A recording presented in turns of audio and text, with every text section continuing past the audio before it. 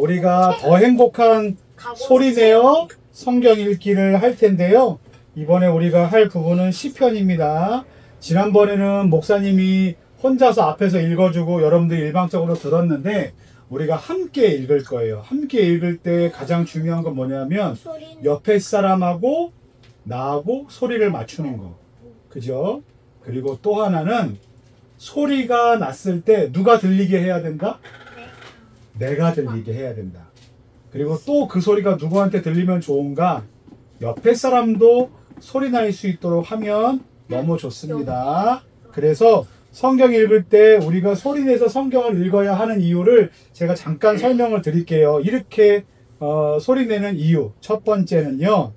하나님의 말씀은 생명입니다. 따라할게요. 시작. 하나님의 말씀은 생명입니다. 그래서 말씀을 읽으면 우리의 마음이 살아나요. 기분이 가라앉을 때 말씀을 읽고 화가 날 때 말씀을 읽고 그러면 우리의 마음이 금세 평안해지고 따뜻해질 수 있기 때문에 성경을 소리내서 읽습니다. 두 번째 따라하겠습니다. 믿음은 들을 때 자라나요. 시작. 믿음은 들을 때 자라요. 자, 믿음은 들음에서 납니다. 그래서 우리가 하나님의 말씀을 말하고 입으로 시인하고 귀로 들을 때 우리의 믿음이 자라날 수 있어요. 자, 그 다음에 세 번째.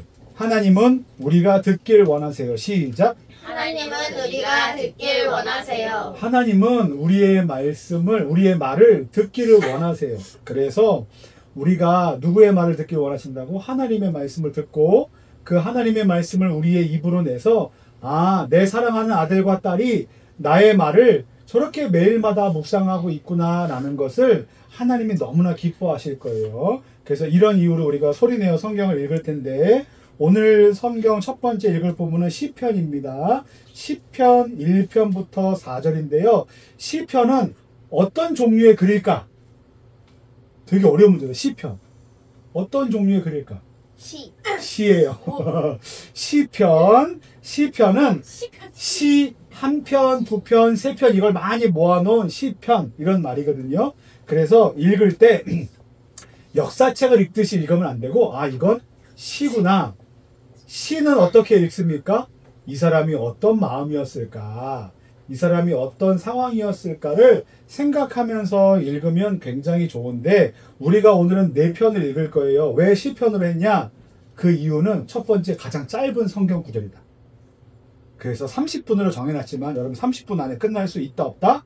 있다. 벌써 2분 지났어요. 그러니까 굉장히 빨리 끝날 수 있습니다. 두 번째 이유는 이겁니다.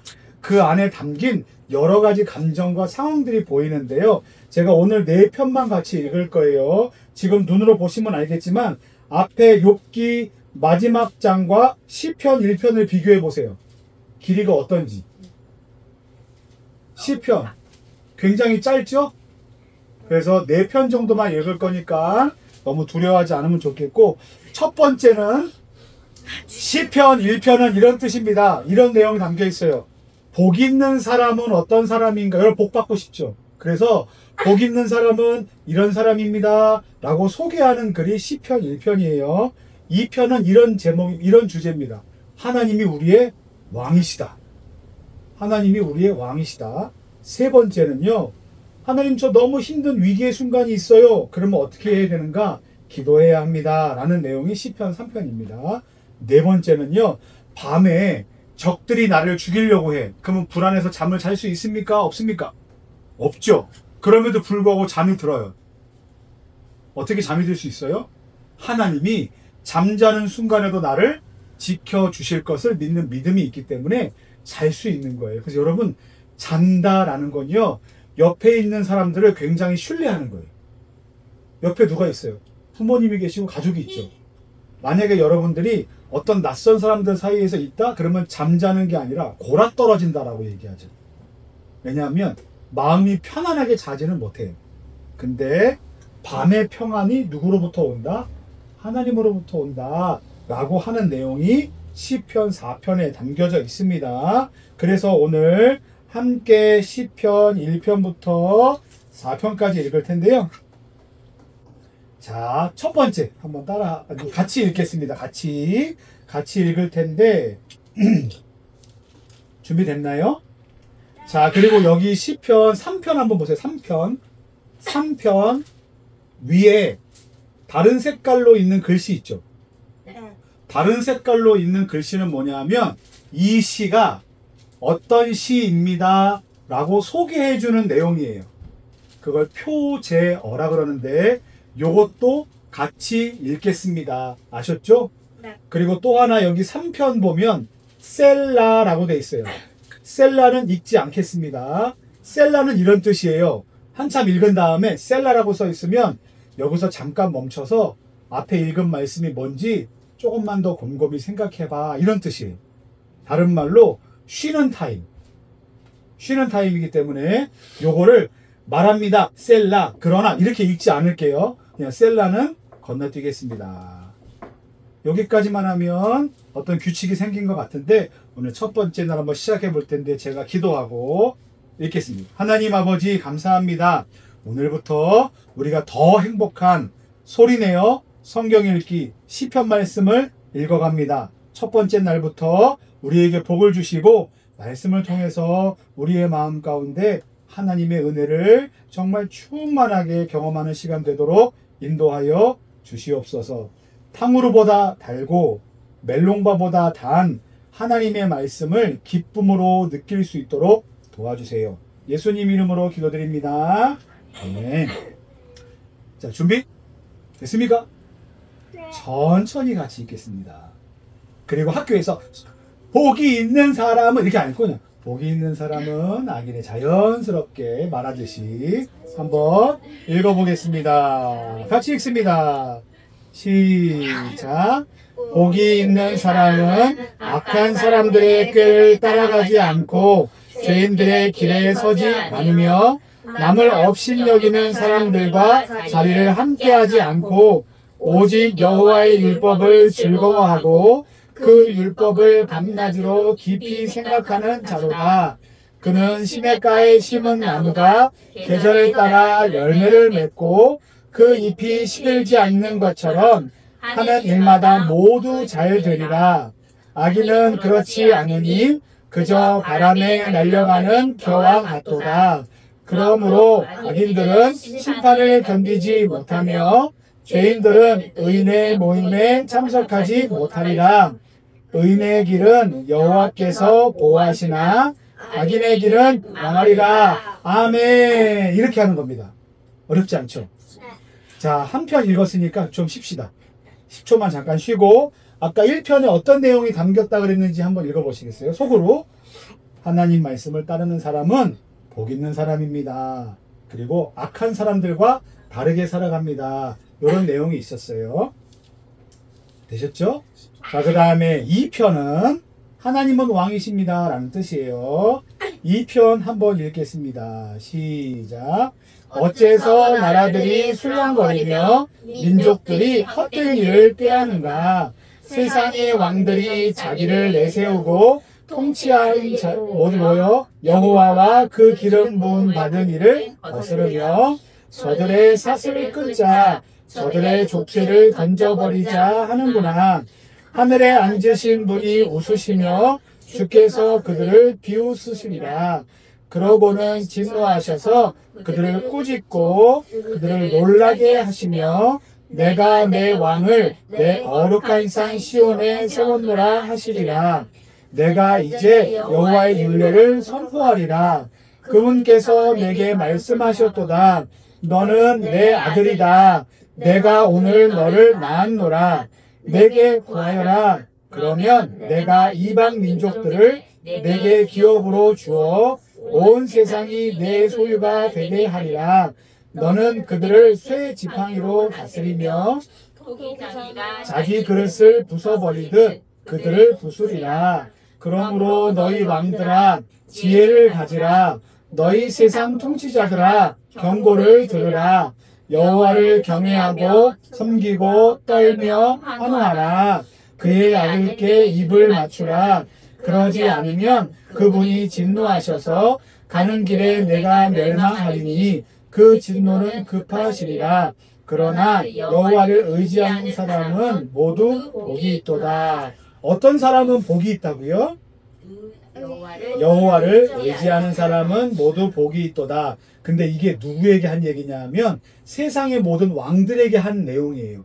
지금으로 말하면 미국의 트럼프 대통령, 중국의 시진핑 이런 사람들한테 한 내용이에요. 그 사람들이 어떻게 생각해요? 자기의 힘을. 내가 세상에서 가장 강하다라고 생각하죠. 하지만 그 위에 누가 계시다? 하나님이 계십니다. 라는 것을 생각하라고 하신 말씀입니다. 잘 읽으셨어요. 제가 계속 틀리네요. 읽으니까. 뽀록이 나네. 하지만 틀려도 하나님은 미워하지 않으시니까. 그쵸 하나님? 네.